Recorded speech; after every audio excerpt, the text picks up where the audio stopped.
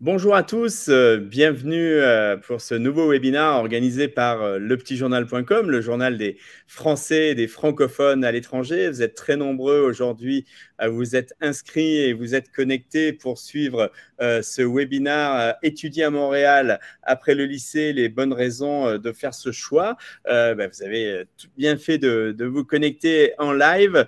Nous avons avec nous aujourd'hui Marine Lochon qui est Project Manager chez Montréal International ou chef de projet, comme on dit en français. Donc, elle est avec nous, elle sera avec nous pendant un petit peu 1 heure pour répondre à toutes vos questions. Donc, les internautes, bienvenue une fois de plus. Vous aurez la possibilité de voir ce webinaire en replay si vous ne pouvez pas assister à tout ou si vous voulez le faire savoir à des connaissances à vous, des amis. Donc, sitôt la fin du webinaire, on a à peu près 1 heure ensemble, vous allez recevoir un mail. Donc, si vous pouvez pas avoir si vous n'avez pas tout vu, vous pourrez voir la fin. Donc, n'hésitez pas à vous reconnecter et surtout, posez vos questions. Donc, il y a un petit onglet questions en bas à droite avec poser une nouvelle question. Moi, je vais vous faire un petit bonjour. Hop, voilà, vous l'avez dans le fil.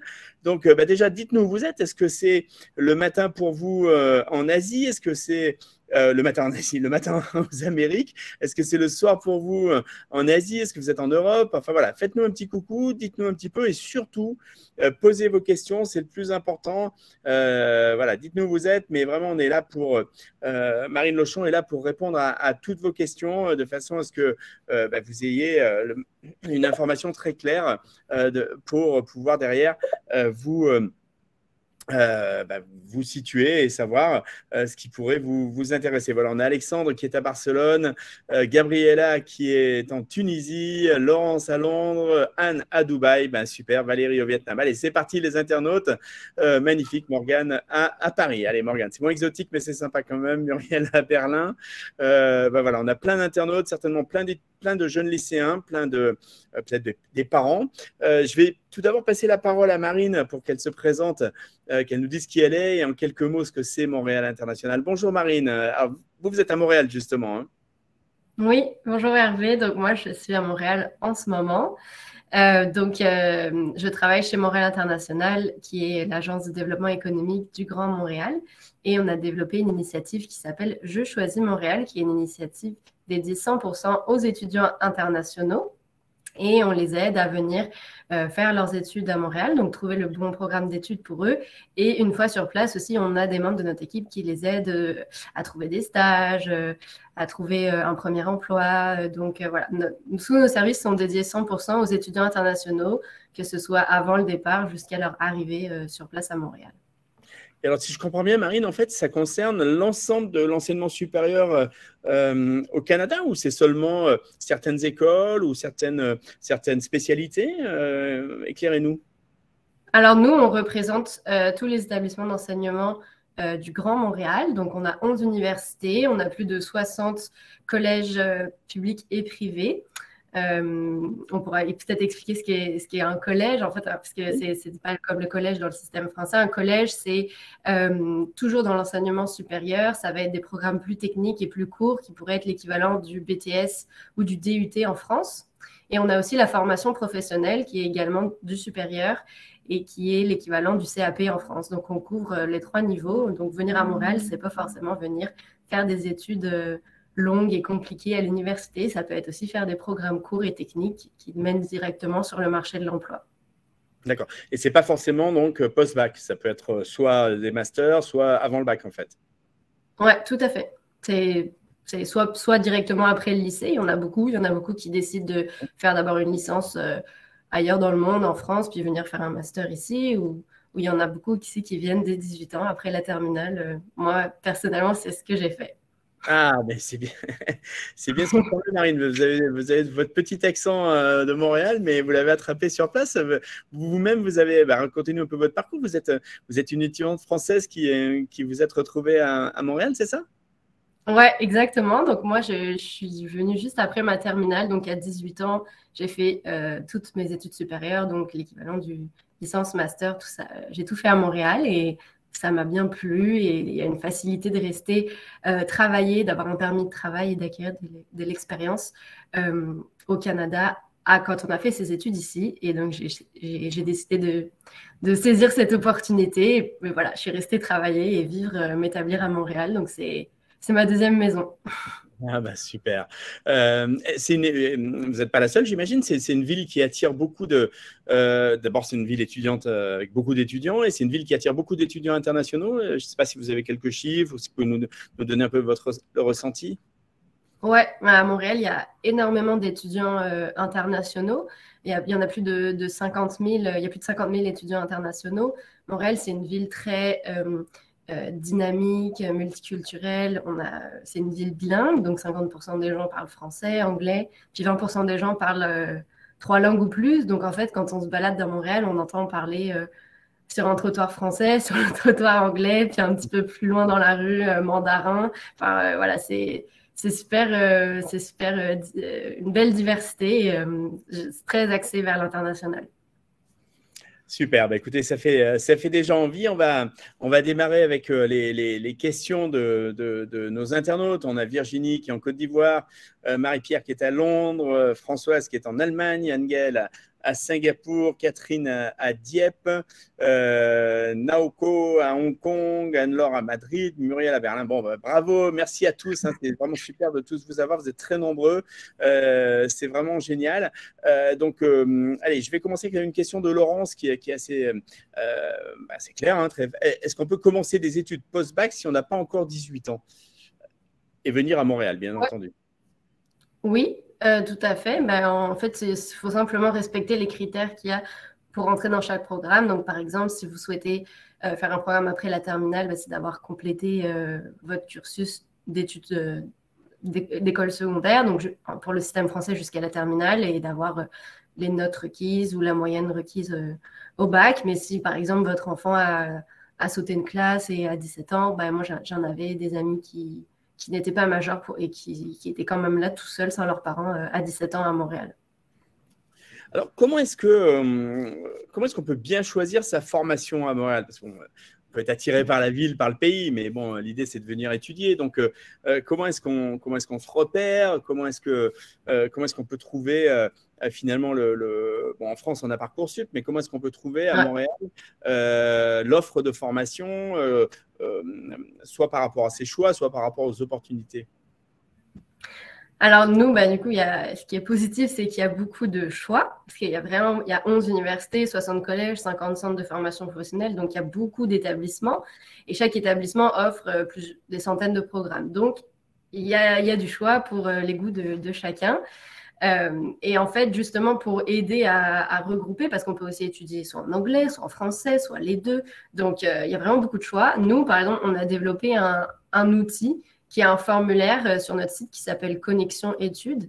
Et en fait, ça permet juste de vous aider à trouver le bon établissement pour vous. C'est super simple à remplir. Par exemple, vous écrivez si vous voulez étudier en français ou en anglais. Est-ce que c'est pour une rentrée en septembre prochain, en septembre dans 2 ans? Et ensuite, vous classez vos domaines d'études par choix de préférence. Donc, exemple en premier, je ne sais pas, pharmacie, finance, enfin, voilà, tous les choix sont possibles. Et à la fin, c'est un algorithme qui va vous dire dans quel établissement vous pourriez postuler. Donc, c'est vraiment pour faciliter votre choix. Et c'est ça, moi, quand je suis arrivée, ça n'existait pas. Et la vieille méthode, c'était d'aller sur le site de chaque établissement et de regarder tous leurs programmes. Donc, c'était assez long. Donc, ça, au moins, ça vous permet de faciliter votre recherche. Alors, Alexandre demande quel est le site internet dont vous parlez, Marine. Est-ce que peut-être dans le chat, vous pouvez mettre un petit lien, ça aidera nos internautes pendant ce temps. Je rassure les internautes, on va aborder bien toutes les questions. Mais c'est vrai que là, si j'ai bien compris, vous avez la chance de pouvoir centraliser en fait. Alors, est-ce que ça a bien marché? Vous l'avez mis dans le chat, je pense. Hop, Pardon. ouais, Mettre dans question. Alors, ouais, comme vous voulez. Bah, sinon, les internautes, vous avez le chat, normalement. Bah, dans question. Voilà, parfait. Merci, Marine. Donc, voilà, donc, si j'ai bien compris, Marine, à partir de ce lien, on peut remplir le formulaire et à partir de ce formulaire, vous pouvez orienter les étudiants, peu importe les filières, peu importe les années, c'est ça? Oui, en fait, on dit par exemple, voilà, on est lycéen, donc ça nous demande à quelle étape on est en ce moment. Donc, on dit par exemple, on est au lycée, on veut aller vers une licence et voilà, on veut étudier par exemple en marketing. On va faire un exemple simple et à la fin en français ou on va dire en anglais. Et le formulaire, à la fin, va vous dire, OK, si vous voulez étudier en marketing en anglais, vous pouvez postuler à McGill, à Concordia. Voilà, ça va vous dire En fait, ce sont tous les programmes qui sont aussi ouverts aux étudiants internationaux. Oui. Sont rentrés dans notre logiciel. Donc, comme ça vous permet de ne pas perdre du temps et de vous rendre compte qu'au final, tel programme, il n'est pas ouvert aux étudiants internationaux. Ils sont à peu près tous ouverts, sauf le programme de médecine. Et là, je parle vraiment d'être médecin, c'est-à-dire que nous, dentaire et pharmacie, c'est 2 autres programmes différents qui, eux, sont ouverts. Mais le programme de médecine est tellement contingenté qu'il est directement rempli par des étudiants canadiens, québécois. D'accord, très bien. Donc, effectivement, c'est un gros plus parce que ça permet de s'assurer que ces démarches on a une chance d'aboutir si on est pris. Exact. Vous renvoyez vers des cursus qui sont effectivement ouverts à des étudiants étrangers et des étudiants français, puisqu'on est en train de parler d'étudiants français. D'accord. Ouais. Quels sont les… alors, on fait sa démarche. Donc, du coup, une fois qu'on a reçu vos choix pas vos choix, mais vos suggestions d'orientation, je dirais. Donc, du coup, chacun va candidater directement auprès de son université, c'est bien ça, université-école? Oui, en fait, donc nous, notre logiciel, ce n'est pas un système pour candidater. Et nous, on n'a pas de Parcoursup, c'est-à-dire que si vous voulez candidater dans une université ou dans un établissement, un collège, il faut le faire séparément sur chacun des sites des établissements. Donc, on n'a pas de plateforme centralisée. Donc, si vous voulez, vous n'avez pas de limite de choix. Donc, si vous voulez postuler dans 3 universités à Montréal, vous pouvez. Et il faut faire 3 dossiers d'application. Ça se fait tout en ligne, directement sur le site de l'université. Donc, ça se fait facilement, peu importe où vous êtes dans le monde en ce moment. Et sachez que pour les universités, en général, vous avez le choix de faire jusqu'à 3 programmes. Donc, quand vous postulez, vous dites, par exemple, vous postulez à l'Université de Montréal et vous voulez faire un programme en psychologie, par exemple. Mais ça, c'est votre choix numéro 1 et vous avez le droit, au sein de la même application, de faire un choix numéro 2 et numéro 3. Comme ça, si vous n'êtes pas pris dans votre choix numéro 1, ils vont tout de suite regarder est-ce que cette personne pourrait être dans son choix numéro 2. Donc voilà, ça permet d'avoir une 2e ou 3e chance. Donc ça, c'est intéressant à savoir. D'accord.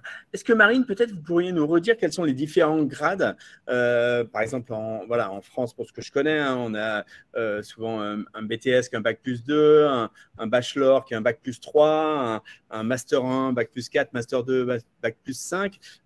Est-ce que c'est la même chose? Est-ce que c'est différent? Parce que je vois que j'ai Virginie qui demande, elle dit, j'ai un master 1, est-ce que je peux continuer des études au Canada?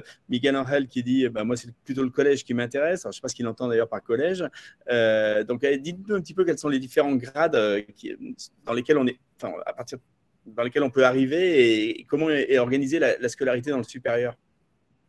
Alors, en premier, on va dire, on a la formation professionnelle. Donc, ça, c'est des formations de très courte durée qui amènent directement vers un métier. Donc, on apprend directement, concrètement, un métier. Donc, c'est l'équivalent du CAP en France. Cette formation, elle a la particularité pour les personnes qui ont la nationalité française d'être gratuite. Donc, il n'y a pas de frais de scolarité à débourser pour cette formation. Donc, c'est quand même intéressant. Ensuite, on va dire, le niveau supérieur, c'est la formation collégiale, donc le collège. Ça, c'est une formation plus technique qui va durer environ 3 ans avec beaucoup de stages. Donc, c'est très concret. C'est 80% de pratique et 20% de théorie. Donc, voilà, ça va être l'équivalent du BTS, DUT en France. Et c'est aussi un type de formation qui est gratuit pour les personnes de nationalité française. Donc, ça, c'est les 2 types de formations où il n'y a pas de frais de scolarité si on est français. Et ensuite, on a l'université. Donc, nous, la licence, on appelle ça le baccalauréat ou bachelor en anglais. Donc, ça, c'est 3 ans ou 4 ans. Ça dépend du programme que l'on choisit. Et ensuite, on a le master, maîtrise, puis le doctorat. Donc, ça, c'est schéma plus classique comme on connaît un peu partout dans le monde. Parfait. Allez, on va poser vos questions, les internautes. Vous avez le petit onglet questions en bas à droite. Vous êtes assez nombreux à vous être connectés. Super. Vous avez bien fait. On a la chance d'avoir Marine avec nous pour répondre à toutes vos questions sur l'enseignement supérieur au Canada et les possibilités d'aller y étudier. Émilie demande quels sont les profils les plus recherchés par Montréal chez les étudiants français. Est-ce qu'il y a des secteurs plus ouverts que d'autres ou plus demandeurs que d'autres? Il y a des secteurs qui sont quand même en demande. Donc, je pense qu'en France aussi, c'est le cas. Si vous souhaitez étudier en informatique, en enseignement, en éducation ou en santé, ce sont trois domaines qui sont en forte demande. Où en fait, donc, il y a beaucoup de programmes donc, qui recherchent des étudiants pour étudier dans ce domaine et qui ensuite ont des taux de placement, si vous souhaitez étudier ici, qui sont proches de 100%. Enfin, le taux de chômage est proche de 0%. Ce sont des salaires compétitifs donc dans ces trois domaines en particulier, mais sinon, tous les domaines sont ouverts aux étudiants internationaux. D'accord, allez, on a deux questions du coup sur coup là sur justement des disciplines. Donc Miguel Angel demande si le génie, alors j'imagine le génie civil ou oui, probablement. Oui, génie, c'est l'ingénierie. Et oui, c'est aussi en très forte demande, particulièrement génie mécanique. D'accord, ok. Et alors, du coup, si vous voulez nous refaire un petit topo sur médecine, hein, vous avez dit que, si j'ai bien compris, donc médecine, non, c'est contingenté. En revanche, il y a des options liées à la pharmacie, c'est ça, et à la biologie? Ouais, en fait, nous, tous les programmes sont séparés. Il n'y a pas de PACES ou de choses comme ça. Donc, si vous postulez dans un programme, par exemple, au programme de pharmacie, vous rentrez dans le programme de pharmacie. Il n'y a pas de concours commun, etc. Donc, chaque programme dans le domaine de la santé est différent. Et le seul programme qui n'est pas ouvert aux étudiants internationaux, c'est celui de médecine. Puis là, je parle vraiment pour devenir médecin.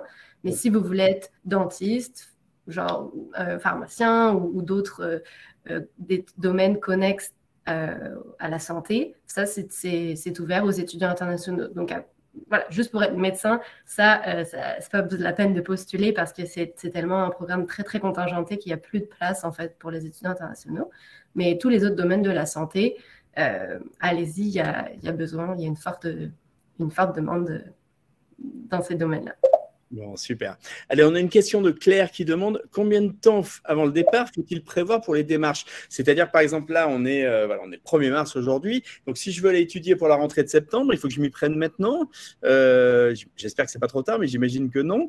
Mais il ne faut peut-être pas traîner non plus. Dites-nous un petit peu quel est le bon timing. Alors, la première chose à faire, donc, c'est de trouver votre établissement. Donc, vous pouvez remplir le formulaire que j'ai envoyé tout à l'heure. Donc là, parfait, ça vous dit que vous avez, par exemple, 3 établissements qui correspondent à votre désir d'études. Ensuite, sur le site de chacun de ces établissements, il faut déposer une demande d'admission. Donc, d'abord, vérifier si vous avez bien les critères, les prérequis, s'il faut certaines notes ou certaines spécialisations en terminale, est-ce que vous les avez prises? Sinon, ça ne sert à rien de postuler. Donc voilà, si ça correspond à votre profil, vous postulez en ligne. Ensuite, donc ça, c'est souvent entre décembre et mars, donc maintenant. Ensuite, vous allez avoir la réponse de l'établissement qui vous dit, voilà, bravo, vous avez été admis dans ce programme. Et parfois, vous êtes en terminale, donc souvent l'admission elle est conditionnelle à l'obtention du baccalauréat ou de telle mention, parce qu'évidemment, vous n'avez pas terminé votre scolarité. Mais comme les résultats du bac sont en juillet, il ne faut pas attendre d'avoir les résultats pour commencer les démarches d'immigration. Il faut les commencer tout de suite dès que vous recevez la lettre de l'établissement qui vous dit que vous êtes admissible dans leur programme. Et ça, pour les démarches d'immigration, encore une fois, sur notre site web, on détaille tout avec les liens directs vers le site du gouvernement pour le faire, mais c'est une démarche vraiment simple. La première étape, c'est de demander ce qu'on appelle un CAQ au gouvernement du Québec, donc de notre province. Et une fois que donc c'est beaucoup d'informations personnelles, de formulaires à remplir, etc., tout en ligne. Et une fois que vous recevez ce premier papier, vous demandez votre permis d'études qui va être votre visa, en fait, qui vous est délivré cette fois-ci par le gouvernement du Canada, donc fédéral. Voilà. Puis la dernière étape, c'est de vous assurer d'avoir une assurance maladie. Ouais. C'est obligatoire pour venir ici. Et donc, chaque université en propose une. Vous avez sinon aussi des compagnies privées. Mais sinon, en tant que Français, et là, il n'y a pas juste les Français, il y a 12 pays en Europe. Je ne les connais pas tous, mais c'est clairement écrit sur le site, qui ont un accord, en fait. Donc, nous, notre caisse d'assurance maladie s'appelle la RAMQ. C'est l'équivalent de la CPAM. Et en gros, si vous êtes Français, comment ça se passe? C'est que vous échangez votre carte vitale contre votre carte ici, qu'on appelle la carte soleil, et ça vous permet d'être couvert gratuitement parce qu'il y a un accord entre les deux gouvernements. Donc voilà, si vous avez besoin d'aller à l'hôpital, etc., ici, vous avez le droit et vous avez accès sans débourser de frais. Donc, ça, c'est quand même quelque chose d'intéressant. Voilà, c'est important. Souvent, on se soucie de sa santé à l'étranger, mais ici, on a le droit d'avoir ça. Et est-ce qu'il faut justifier de ressources? Est-ce que soi-même ou ses parents, est-ce qu'il faut justifier, je sais pas, de ressources sur un compte bancaire ou pas forcément pour obtenir son visa? À partir du moment où on est sélectionné par une école et qu'on peut payer les frais de scolarité, c'est bon? Alors, quand on fait la demande de permis d'études et de CAQ, ils demandent toutes sortes de questions. Je pense que ça dépend aussi du type d'études qu'on fait, du profil de notre nationalité. Donc, oui, il y a une preuve qui doit être demandée dans certains cas, mais je ne peux pas répondre par rapport à cette question parce que c'est du cas par cas, mais voilà. Il y a 50 000 étudiants internationaux à Montréal, donc ça se fait bien de venir ici. C'est très vaste. À quoi on peut s'attendre en termes de frais de scolarité? Alors, peut-être c'est très différent aussi d'une école à l'autre, d'une université à l'autre. J'imagine que chaque école communique sur ses frais de scolarité quand on candidate. Est-ce que vous pouvez nous donner un petit peu des informations sur ce sujet? Oui. Alors, donc, les 2 premiers paliers d'études, comme j'avais dit, formation professionnelle et formation collégiale, sont gratuites. Donc, il n'y a pas de frais de scolarité à débourser. Et ensuite, pour, on va dire, le baccalauréat, donc l'équivalent de la licence, ça dépend de votre nationalité. Donc, parce que, par exemple, la France a fait un accord, enfin, le Québec, pardon, a fait un accord avec la France et avec la Belgique francophone. Donc, voilà, ça va dépendre de votre nationalité. Et par contre, les coûts des études ne varient pas en fonction des écoles, pas comme en France où les écoles de commerce coûtent très cher par rapport, voilà, si vous étudiez en droit ou en ingénierie ou en commerce à Montréal, ça va coûter la même chose parce que toutes les universités sont publiques, donc sont subventionnées par le gouvernement. Et donc, en moyenne, on va dire, pour la licence, c'est environ 5 000 € par année. Et au master, donc à la maîtrise, encore ça, je parlais en tant que français, hein, le 5 000 €. Donc, si vous êtes d'une autre nationalité, par contre, ça va être au moins le double. Et au master, si vous êtes français, encore une fois, ça va être du 2 000 € environ par année, voilà, en tant que français. Et sinon, en tant qu'étudiant étranger, c'est un autre prix qui est facilement 2 ou 3 fois plus cher. Très bien. On a deux questions par rapport, j'essaie d'en retrouver une, mais je ne l'ai pas retrouvée, mais bon, peu importe. Par rapport aux bourses, est-ce qu'il y a des systèmes de bourses ou est-ce que du coup, ce n'est pas forcément des bourses, mais les frais de scolarité sont moins élevés en fonction des revenus? Et on a nos internautes, je cherche son nom, Sébastien, qui demande s'il y a un système de bourse sportif. Alors j'imagine que c'est peut-être un sportif de haut niveau. Alors, je ne sais pas dans quel sport, Sébastien, si tu peux nous signaler ça. Est-ce que, par exemple, il peut être aidé, peut-être sportif ou musicien d'ailleurs, hein, ce qui peut être aidé pour intégrer en fonction aussi de ses aptitudes sportives?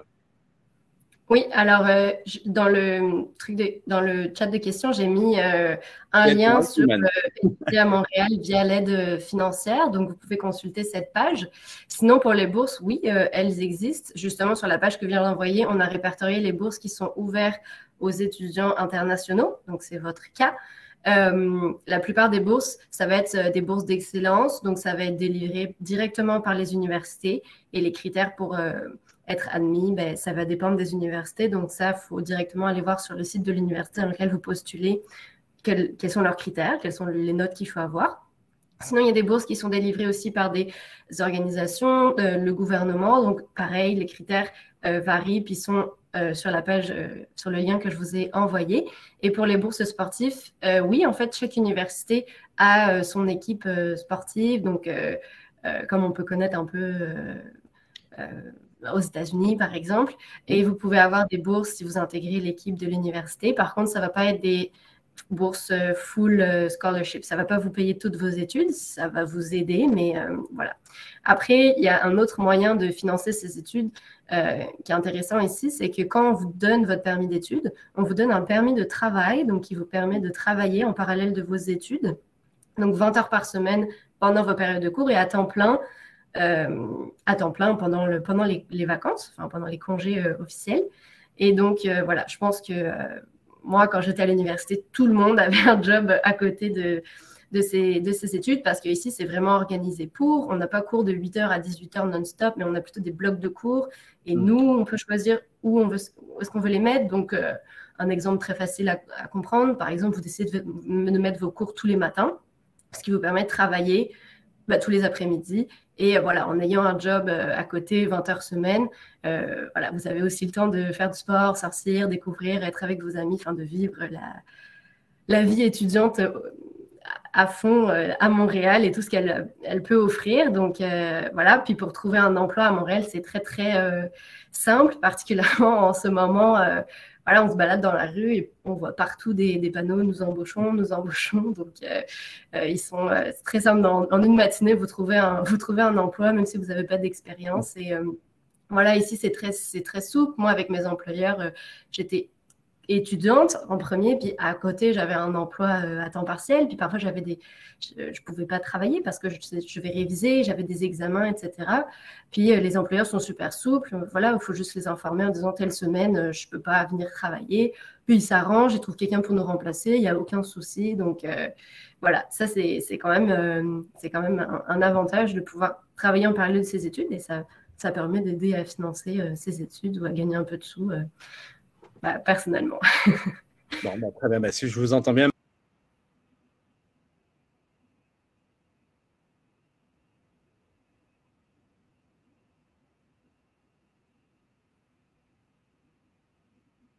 Ça a coupé chez moi, pardon, désolé. Hein, ça a coupé juste un instant au moment où je prenais la parole, c'est dommage, mais bon, je vais renouveler. Donc, je disais, avoir un job étudiant, c'est quelque chose à vraiment prendre en considération, si je vous entends bien, parce que ça offre plein d'avantages et c'est relativement facile et souple. Donc, j'espère et je pense que les internautes ont bien entendu la question. Allez, on va prendre plusieurs questions des internautes. Hein. Désolé pour cette mini coupure, mais bon, on ne s'est pas perdu trop longtemps. Pierre demande, qu'est-ce qu'on considère comme étudiant français? Est-ce que c'est la nationalité qui prévaut ou l'obtention du diplôme? Par exemple, si je suis français mais que j'ai eu mon baccalauréat en Angleterre, est-ce qu'on me considère bien comme un étudiant français? Alors, étudiant français, c'est la nationalité française. Bien sûr. Donc, le passeport, la nationalité. Parfait. Allez, réponse claire, question claire, réponse claire. Merci Marine. Une question de Stéphanie qui demande, est-ce qu'il est plus facile de faire un master au Canada si on a déjà fait un bachelor au Canada ou alors est-ce que c'est possible d'être accepté quand on a fait un bachelor je sais pas, au UK ou en France et d'arriver en master au Canada? Les deux sont possibles. Comme je disais, il y a énormément d'étudiants internationaux, donc ils connaissent très bien les autres systèmes d'éducation, que ce soit en Europe, en Asie, ailleurs dans le monde. Et quand vous allez vouloir postuler sur le site, ça va vous demander, donc le site des universités, ça va vous demander dans quel pays avez-vous obtenu votre diplôme, et ça va vous dire, voilà, si vous avez tel diplôme, il va falloir avoir telle moyenne, ou il faut faire tel, je sais que pour les master, souvent il y a des tests comme le GMAT par exemple ou des choses comme ça. Donc en fait, que vous l'ayez fait ici ou ailleurs, ils connaissent très bien les autres systèmes d'éducation et ils vont vous dire ce qu'il faut selon le système que vous avez fait. Allez, on a une question d'Anne-Gaëlle. Je ne voudrais pas vous poser une colle parce que sinon vous renverrez Anne-Gaëlle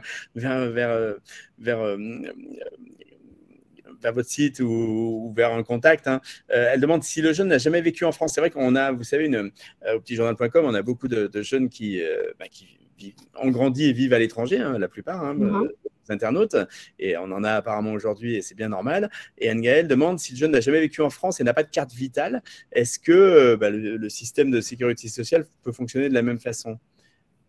Je ne sais pas, je ne connais pas à ce point-là, mais il faut juste aller voir sur le site de la RAMQ, donc ça s'appelle RAMQ, Régie d'assurance maladie du Québec, et vous allez regarder les partenariats qu'ils ont avec les pays d'Europe et regarder qu'est-ce qu'ils demandent, parce que concrètement, on n'amène pas ces cartes vitales et on les change. C'est un formulaire qu'on demande à la CPRM, qu'on amène, et voilà. C'est comme ça que ça se passe, mais on a une carte ici qu'on reçoit. Donc, moi, je ne travaille pas là-bas, donc je préfère pas répondre à cette question et vous rediriger plus vers le site où ça va être clairement écrit quelles sont les conditions pour pouvoir être admis. De toute façon, à partir du moment où on est français, on a un numéro on a un numéro de sécurité sociale. Donc, Ouais. ça doit pouvoir fonctionner. Allez, les internautes, posez vos questions. On est à peu près à la moitié de notre webinaire avec Marine Lechon de Montréal International, chef de projet chez Montréal International. Je choisis Montréal. C'est une belle thématique. C'est le matin là pour elle. Elle est là pour répondre encore une bonne demi-heure sur pourquoi étudier à Montréal, pourquoi faire le choix de Montréal. Donc, n'hésitez pas, posez bien toutes vos questions. On va essayer de répondre à tout le monde. On a plusieurs questions autour du logement, en fait. Est-ce que c'est facile de trouver un logement sur place? Est-ce que vous aidez qu'on peut définir? C'est très difficile, hein, parce que j'imagine qu'entre un magnifique appartement immense et un petit studio, ce n'est pas le même prix. Mais est-ce qu'on peut avoir un ordre de budget? Est-ce que, je sais pas, c'est plus cher qu'à Paris, moins cher qu'à Paris? Dites-nous un petit peu, Marine, comment ça se passe? Ouais. Quand même, l'avantage de Montréal, c'est que si on compare Montréal avec d'autres grandes villes d'Amérique du Nord, d'Europe, d'Asie, en termes de logement, c'est une des villes les moins chères en termes de logement. Quand vous êtes étudiant, vous avez plusieurs options. Donc, la plupart des universités offrent des résidences. Donc, vous pouvez décider d'aller sur une résidence. Souvent, les étudiants, ils utilisent ça. Ils choisissent cette option pour la première année. Donc, vous allez dans une résidence de votre université. Donc, ça se fait directement sur le site de l'université. Mais là, on va parler vraiment d'une petite chambre avec un lit, un bureau. Puis ensuite, vous avez des espaces communs qui vont être partagés, tels que la cuisine ou la salle de bain, etc. Ensuite, la deuxième option, c'est de faire une colocation. Et c'est le choix le plus populaire parce que rapport qualité-prix, c'est le plus intéressant. On est en Amérique du Nord, donc les appartements sont grands. On ne parle pas d'un mini-studio, chambre de bonne à Paris. Ici, voilà, même les studios ou une chambre sont quand même grands et sont relativement pas chers par rapport à la surface que vous avez. Et si vous comparez ça à Paris, par exemple, ou à d'autres grandes villes étudiantes du monde. Puis, c'est relativement facile. Moi, personnellement, mon expérience pour trouver un logement, j'ai trouvé ma coloc parce que l'université organise beaucoup d'activités de pré-départ. Il y a aussi des groupes Facebook avec plein d'étudiants internationaux qui, comme vous, cherchent un logement. Et moi, j'ai décidé de rester près de l'université au début parce que je trouvais ça plus pratique. Et comment ça se passe? Je me suis juste baladée dans la rue. Il y avait des panneaux avec écrit « Alloué » avec un numéro de téléphone. J'ai tout simplement appelé. Je pense que j'en ai visité une dizaine. Et le soir, j'ai signé mon bail. Et le lendemain, j'étais chez Ikea. Donc, ça a été vraiment un processus facile. Sachez qu'ici, on n'a pas le droit de vous demander à Montréal, on n'a pas le droit de vous demander de caution, de garant, de loyer d'avance ou de toutes sortes de choses qu'on peut demander en France. Donc, le processus est quand même assez simple.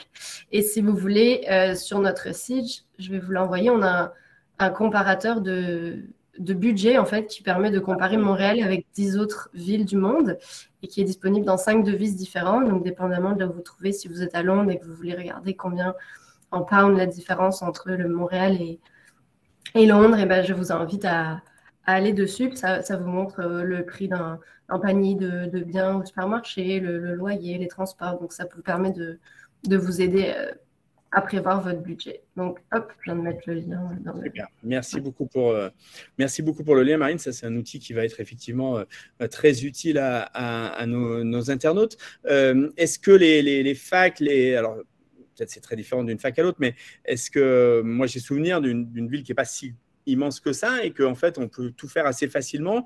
Du coup, est-ce qu'il y a une vie, est-ce que c'est intéressant de vivre sur le campus parce qu'il y a une vraie vie de campus ou est-ce que c'est assez facile finalement de se déplacer?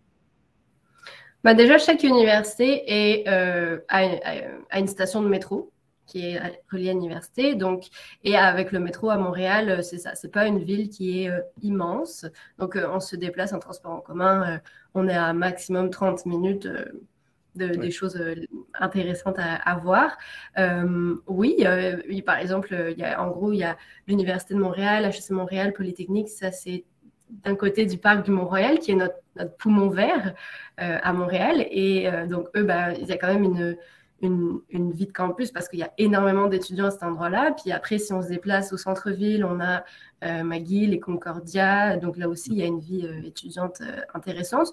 Mais comme tout est relié en transport en commun très facilement, mais vous pouvez habiter près de votre université ou vous pouvez aussi dire « moi j'aime ce quartier, je vais l'habiter puis je vais faire 15 minutes de métro pour aller à l'école tous les jours, ça se fait bien ».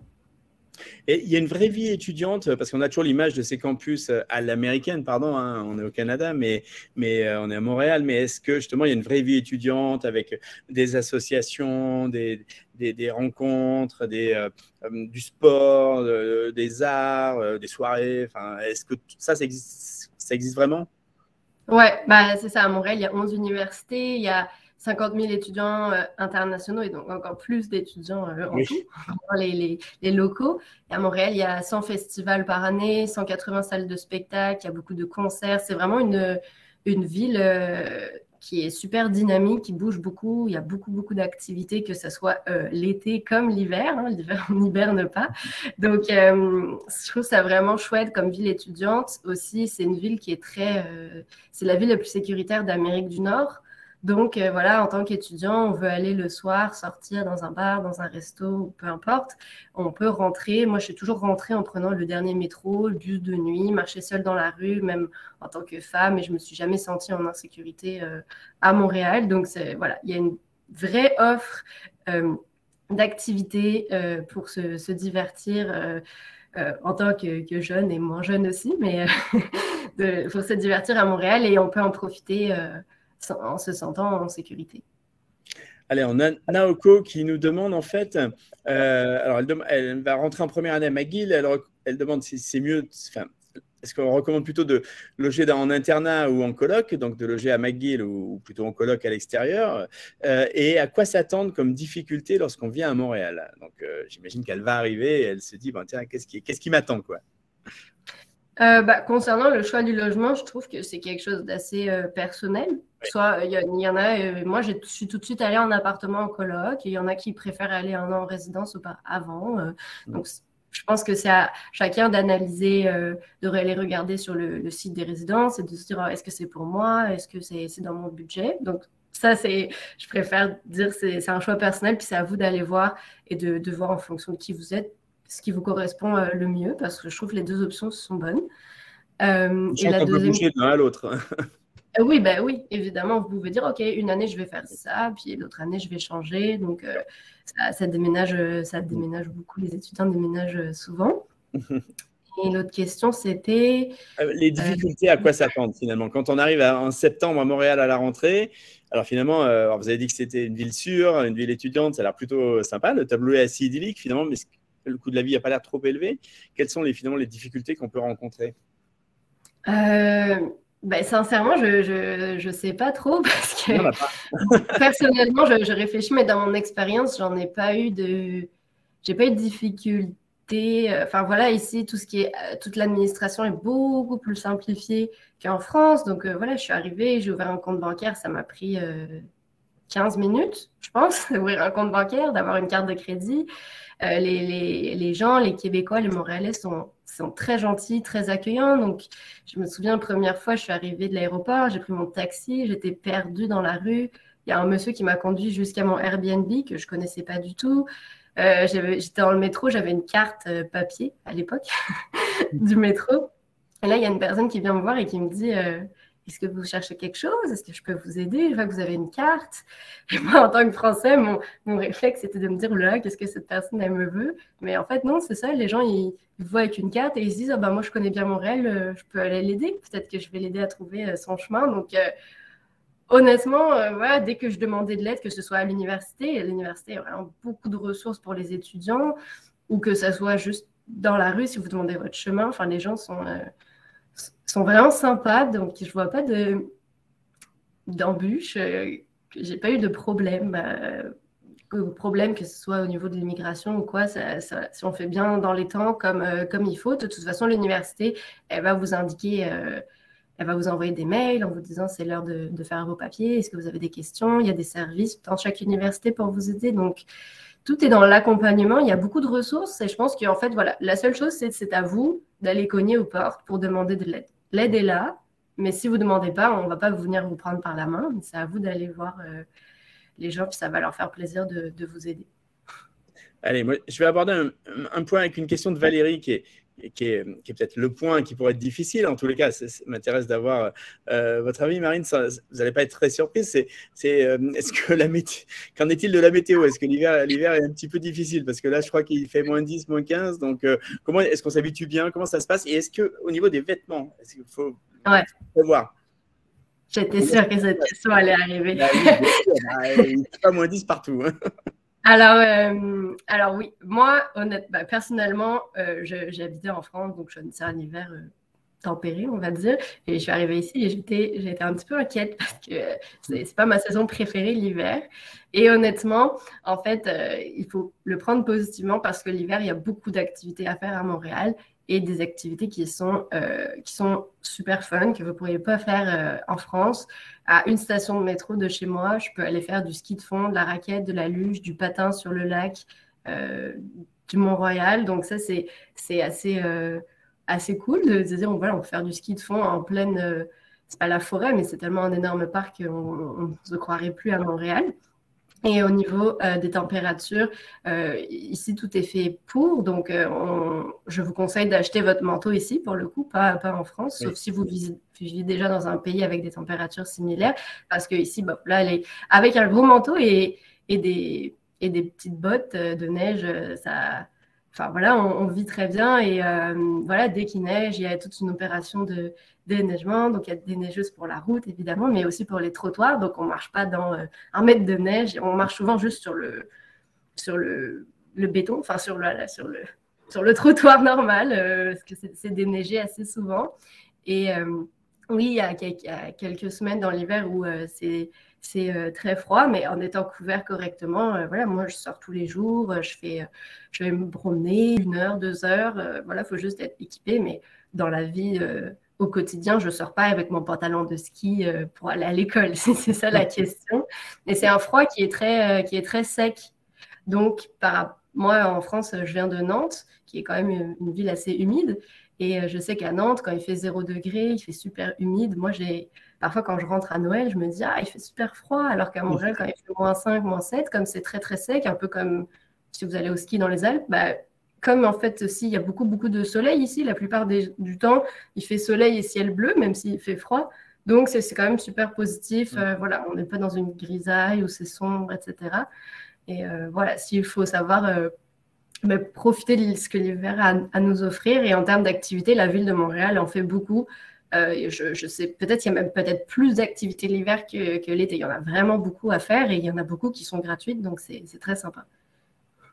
Super, eh ben, voilà, ça donne envie, même l'hiver. Puis j'ai bien compris que les équipements, il vaut mieux les acheter sur place en arrivant, histoire d'avoir les bons. Allez, on va reprendre les questions des internautes. On a Laurence qui demande, est-ce qu'il y a 2 rentrées, une en septembre, une en janvier? Parce que là, du coup, bon, janvier est passé parce qu'on est début mars, mais par exemple, selon son agenda, est-ce que c'est possible? Oui, tout à fait. Donc, la plupart des universités, en fait, la plupart des programmes, pas les universités offrent toutes des rentrées, soit en septembre, soit en janvier. Donc, après, c'est à vous d'aller voir sur le programme que vous souhaitez faire et ce qui propose une rentrée en janvier. Mais la plupart des programmes, effectivement, le proposent. Donc, si vous souhaitez rentrer en janvier prochain, pour le coup, maintenant, c'est pas trop tard. C'est même un petit peu en avance. Donc, c'est parfait si vous voulez vous renseigner. Et donc, oui, possibilité de rentrer en septembre et en janvier. D'accord. Allez, une question de Stéphanie autour du Covid. Où en est-on avec le Covid? Est-ce que la rentrée de septembre est prévue normalement? Est-ce qu'il y a encore des universités qui fonctionnent en distanciel? Ou est-ce qu'a priori, on va plutôt vers la normalité? Bon, depuis un petit bout maintenant, depuis au moins septembre dernier, voire avant, les universités ont repris en présence. Donc, tous les cours se font en physique. Enfin, vous allez en présentiel à l'école. Et le Covid, on en voit enfin la fin. Donc, un petit peu comme en France, en ce moment, les restrictions sont en train de s'enlever peu à peu. Donc, bientôt, nous aussi, on avait un système de passe vaccinal. Donc, ça va partir le 14 mars. Mais sinon, tout est ouvert. Tout est... Voilà. Bon, j'ose espérer que si vous venez en septembre prochain, ce soit comme avant. Parfait, on est sur un retour à la normale. Une question de Stéphanie qui est intéressante, qui demande en fait si on fait McGill ou HEC, une autre université, Ouais. on peut dire, peu importe. Est-ce que dans le cursus, on peut prévoir une année à l'étranger, donc je sais pas, au Royaume-Uni, aux États-Unis, en France, peu importe. Est-ce qu'il y a beaucoup d'universités ou d'écoles qui proposent ça? Oui, je pense qu'il y a la plupart des universités en proposent. Ça dépend du programme Oui, que vous faites. Moi, j'ai étudié en commerce, donc c'est quand même un programme qui se prête bien à étudier à l'étranger. Puis je suis allée j'ai été étudier à Hong Kong pendant une partie de mes études. Donc, il y a, j'ai énormément d'amis étrangers qui, bon, déjà, ils viennent au Canada, donc pour eux, c'est l'étranger, mais ils peuvent aussi partir à l'étranger. Donc, ça va être, c'est à vous de voir sur le site de chaque université. Est-ce qu'ils proposent des échanges, nous on appelle ça, échanges internationaux au sein du cursus. Et si vous ne trouvez pas l'information, vous pouvez écrire à l'adresse générique de l'université. Ils vont vous rediriger vers ça. d'accord. Et dans le même ordre d'idée, alors ça c'est plus une question que je pose moi, mais qui m'intéresse, est-ce que on encourage dans les études supérieures au Canada de faire des stages en entreprise, des expériences en entreprise, de, je sais pas, 2 mois, 6 mois, peu importe? Alors, nous, il y a peu de programmes où les stages sont obligatoires. Moi, en commerce, par exemple, il n'y en avait pas. Je sais qu'en ingénierie, il y en a un stage obligatoire. Mais en fait, ici, les gens en font par eux-mêmes. Nous, les cours se terminent le 30 avril. Donc, le 30 avril, vous avez terminé votre année. Donc, il vous reste 4 mois, donc soit de vacances, comme vous voulez. Mais sinon, les gens profitent de ce moment justement pour faire des stages. Sachant que, comme je disais ici, c'est vraiment c'est facile d'en trouver ici. Mais il y en a aussi qui décident de rentrer dans leur pays d'origine et de faire leur stage là-bas. Donc, et il y en a beaucoup qui travaillent à temps partiel, donc comme je disais, pendant leurs études. Donc, ça peut être un emploi effectivement dans je sais pas, un restaurant, une boulangerie, mais ça peut être aussi un stage à temps partiel. Moi, j'en ai fait 2 au sein de ma scolarité où j'étais en stage dans une entreprise comme un vrai stage. Donc, c'est pas comme l'alternance, mais voilà, j'allais à l'école le matin et j'allais dans l'entreprise l'après-midi. Mais il y a peu de programmes où c'est exigé. Il n'y a pas la culture du stage comme en France, sachant qu'ici, les stages sont vraiment très bien rémunérés. Voilà, on n'est pas. Je sais quand j'ai des amis en France qui ne sont pas très bien payés en stage, mais ici les stages sont bien rémunérés. D'accord. Donc ça permet par exemple de choisir un stage plutôt qu'un job étudiant. Oui, tout à fait. Ouais. Après, voilà, il faut parfois avoir au moins avoir fait un an d'études pour avoir un Oui. peu de connaissances, mais ça se trouve bien, oui. Alors, par exemple, et c'est votre cas, Marine, on va faire un cursus à Montréal pendant 3, 4, 5 ans. Est-ce que derrière, il y a des opportunités de carrière qui s'ouvrent à Montréal après les études? Est-ce qu'il y a des opportunités d'emploi? Est-ce que c'est facile de rester, d'obtenir un visa? Ouais, alors quand on a fait ses études à Montréal, on est éligible, on peut demander, tout le monde peut demander ce qu'on appelle le permis de travail post-diplôme, qui est un permis de travail qui nous permet de rester, donc généralement c'est la même durée que vos études. Donc si vous avez étudié 3 ans, vous allez avoir un permis de travail de 3 ans, par exemple, qui vous permet de travailler n'importe où au Canada. Et c'est un permis de travail ouvert, donc vous n'êtes pas coincé entre guillemets avec un employeur, vous pouvez être dans une entreprise, décider de changer d'entreprise, etc. Et donc ça, c'est une démarche qui est super simple à faire à partir du moment où vous avez respecté les critères qui sont demandés. Donc, c'est d'avoir fait un certain nombre d'heures d'études, mais quand on fait un programme en complet, on l'a toujours fait. Normalement, on l'a toujours. Chercher un emploi, c'est ce que je disais particulièrement au Québec. Nous, on a plus d'1,4 million de postes à pourvoir d'ici 2026. Et en ce moment, le taux de chômage est vraiment très bas, je pense entre 4 et 6%. On trouve un emploi vraiment très facilement. Et voilà, ce sont des emplois qui sont bien rémunérés. Donc, si vous souhaitez rester travailler un petit peu ici pour avoir un peu d'expérience, aller au Canada, et même si après vous souhaitez retourner dans votre pays ou aller dans un autre pays, en tout cas, si vous souhaitez rester travailler au Canada, c'est facilement faisable. Eh ben, c'est un atout important aussi, hein, bien entendu, parce que j'imagine que si on a fait ses études, on s'est bien acclimaté et derrière, on sait si c'est un endroit où on veut continuer à vivre. Donc, s'il y a des opportunités, c'est une suite très logique. Allez, les internautes, on va aborder les 10-15 dernières minutes de ce passionnant webinaire avec Marine Lochon, étudiée à Montréal. Donc, posez vos dernières questions. On va faire un dernier petit tour et un dernier petit round de questions. Il nous reste une une douzaine de minutes, c'est le moment d'en profiter. J'ai une question de Coin qui demande, est-ce qu'on peut facilement traverser la frontière pour visiter les USA? Alors, j'imagine que ça dépend peut-être aussi de la nationalité de chacun. Oui, c'est ça. Ça dépend de la nationalité. Pour rentrer aux États-Unis, moi, je ne suis pas experte dans ça, mais je pense que c'est les mêmes critères que vous venez du Canada ou de la France. Ça dépend de votre nationalité. Est-ce que, Marine, vous avez étudié au Canada, vous pouvez nous parler peut-être un petit peu de l'approche pédagogique qui est privilégiée dans les établissements à Montréal? Parce que je pense que on n'étudie pas exactement à Montréal comme on étudie en prépa à Paris. Ouais, oui, ça c'est vraiment un point intéressant parce que moi j'ai vraiment aimé mes études ici et l'approche pédagogique qu'on a, elle est différente de ce que mes amis français ont pu me raconter en France. On a vraiment une proximité avec les professeurs, c'est-à-dire qu'on n'a pas beaucoup de cours magistraux où voilà, on s'assoit dans un amphi de 200 personnes, puis qu'on soit là ou on soit pas là, le prof le sait pas. Non, c'est vraiment plus des petites classes de 50 personnes, on va dire. Et il y a beaucoup d'interactions, on fait beaucoup le prof nous interroge beaucoup, nous invite à dire notre opinion. On a beaucoup de travaux d'équipe, donc la pédagogie, c'est vraiment pas voilà, on s'assoit dans une salle pendant 3 heures puis on prend des notes, mais plutôt c'est très interactif.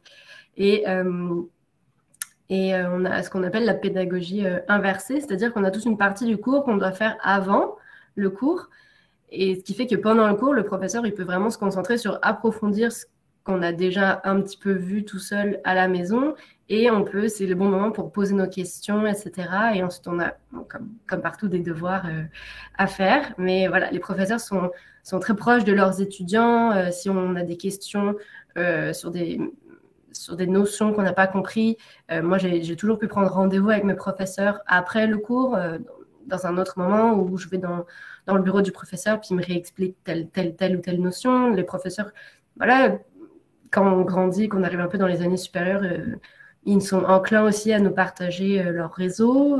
Ils font venir des conférenciers. Donc, moi, j'ai vraiment aimé le système, l'approche pédagogique d'ici. Très bien. Allez, vraiment les toutes dernières questions des internautes. On avait Morgane qui demandait, je reviens au logement, mais quels sont les meilleurs quartiers au niveau logement étudiant? Alors, j'imagine que ça dépend aussi où on étudie, mais je ne sais pas, est-ce qu'il y a des quartiers où il y a un petit peu plus de vie étudiante, de logement étudiant? Ouais, là, c'est ça, ça dépend. Est-ce que vous êtes proche de votre université? Donc, moi, je trouve que tous les quartiers qui sont reliés aux stations de métro, ce sont des bons quartiers. Enfin, il n'y a pas de mauvais quartiers de toute façon. Comme je disais, tout est sécuritaire, mais ça va être des ambiances un peu différentes. Donc, si on est au centre-ville, c'est très à l'américaine, c'est des gros buildings. Ensuite, on a un autre quartier où ça va plus être des immeubles sur 3 étages avec des petits cafés. Donc, ouais, je trouve que ça dépend de vous, qu'est-ce que vous voulez. Et voilà, moi, j'ai aussi dans un quartier sympa près de mon université. Puis je suis restée là toutes mes études parce que j'étais proche de la nature. Moi, c'était important d'être proche de la nature. Et il y avait proche de l'université, puis il y avait tout à proximité, supermarché, etc. Donc voilà, je trouvais ça sympa d'être dans ce quartier-là. Donc ça dépend des gens.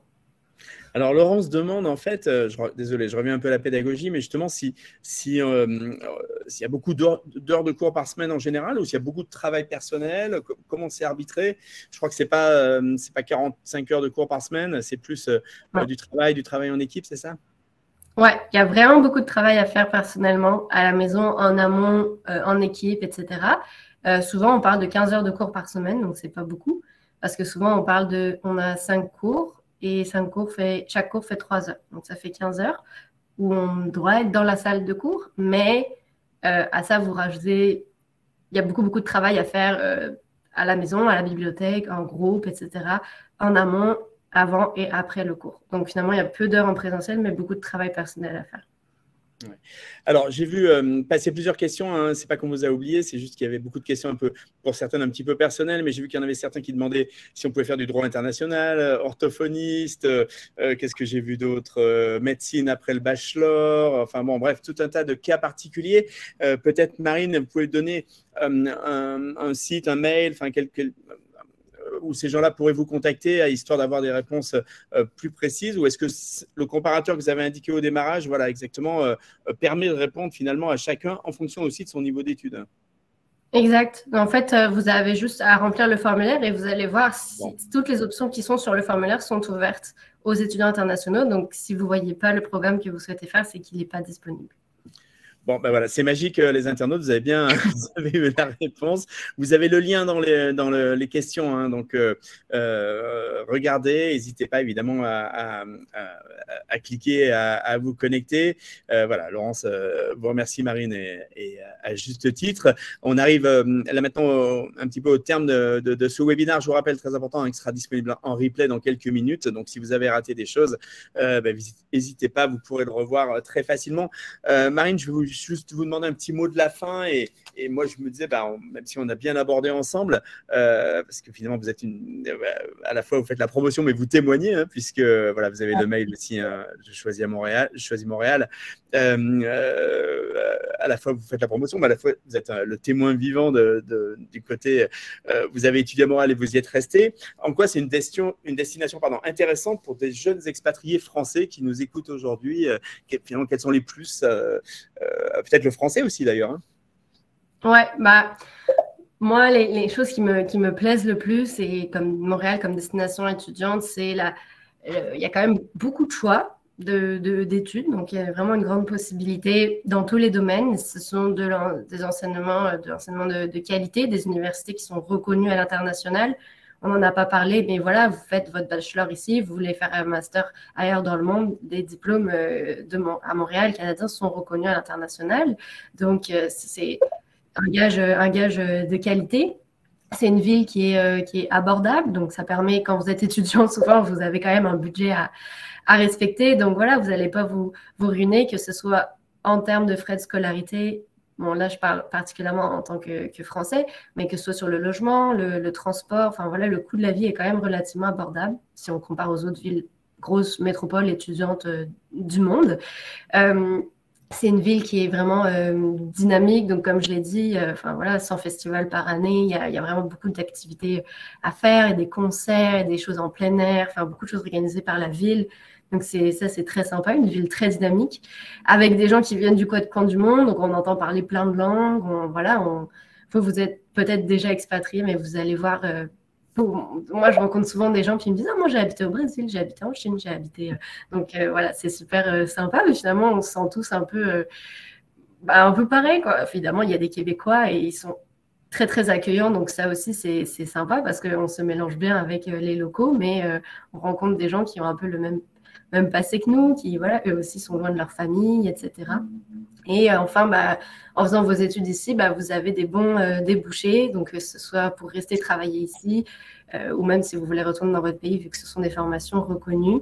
Voilà, donc je trouve que c'est un très bel endroit pour faire ses études, et voilà, être jeune professionnel épanoui.